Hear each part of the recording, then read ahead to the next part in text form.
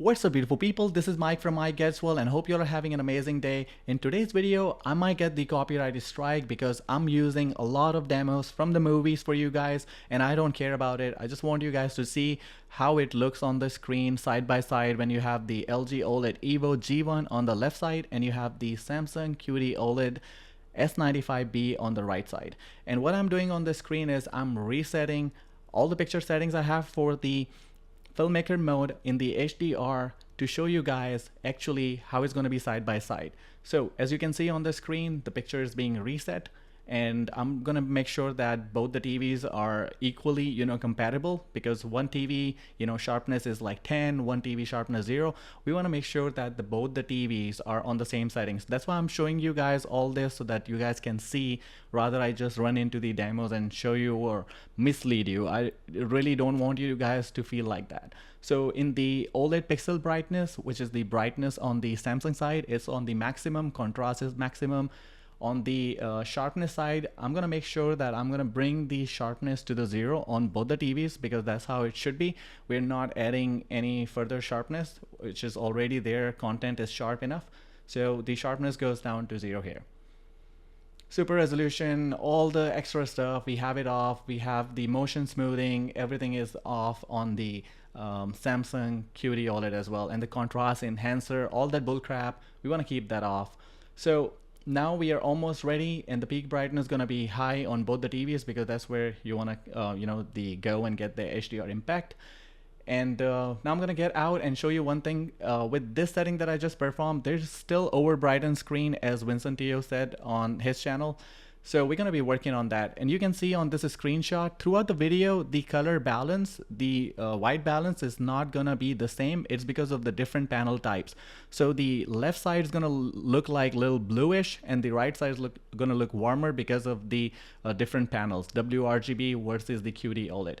So to match the brightness, I'm going to bring it down to 30 and gonna reduce the gamma by 1 notch down.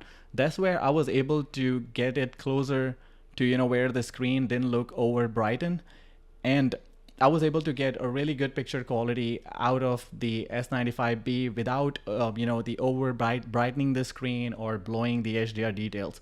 And you can see in this video now it's from the Blade Runner 2049.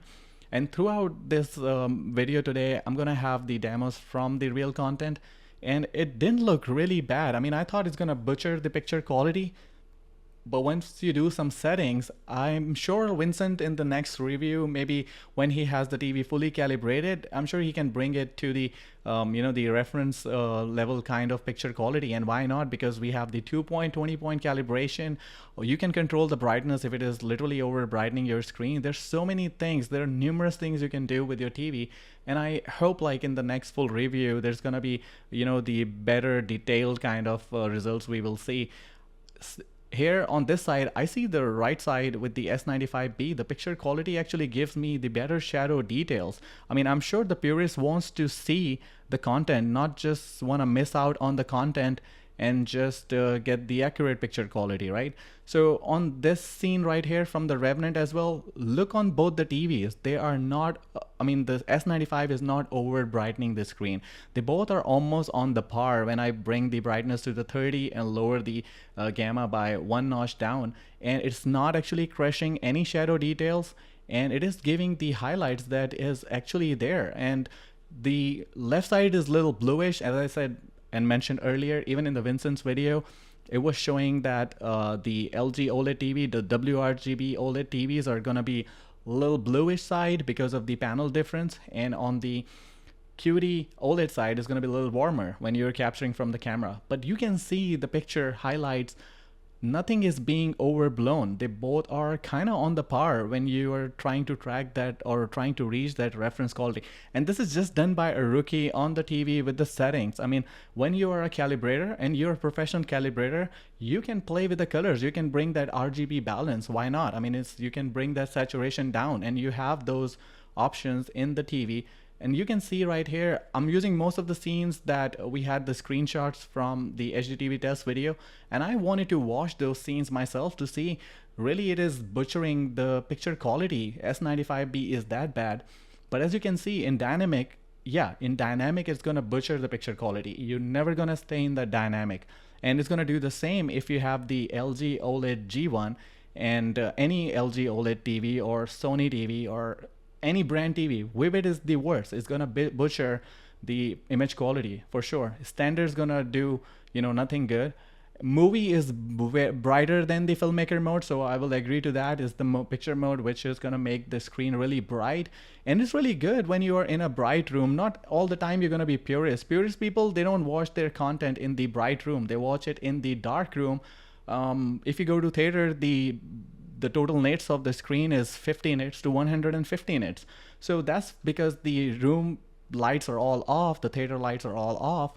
So purists mostly watch their stuff in the the dark room. They don't care about really crazy high brightness and whatnot. But S95B has the potential where you can bring it to the reference level picture quality. I'm sure the Keep It Classy, we have the Ninjician, they all gonna be working on it. This is another scene that Vincent showed, and literally the red car did not take away any of the attention. I mean, it's red color. Literally, it should actually take your attention away because red is like that. It's really a vibrant color itself. And you can see the highlights in this scene also. Everything is right there. It's like pure, proper, the way it should be. Same here with the Rebecca Ferguson. I love this movie. And in this movie, it didn't look as bad as I saw in HDTV test video. And I thought like, man, it's horrible, the way the screenshot was. But it looked fine in the filmmaker mode, bringing down the brightness and getting the one notch down on the gamma, and we are not losing any of the details. We are actually having more details, even though when we bring the gamma down by one notch, and even bringing the brightness to the 30, which is like reducing the brightness by 30%. And we still have amazing image. Both are showing the highlights. Look and pause. Look at those flames. Everything is there, keeping it together. Nothing is getting overblown at all. So that's all I have from this video, guys. If you really like the video, make sure to give it a thumbs up and subscribe to the channel. And I will see you guys in another video. Until then, peace out.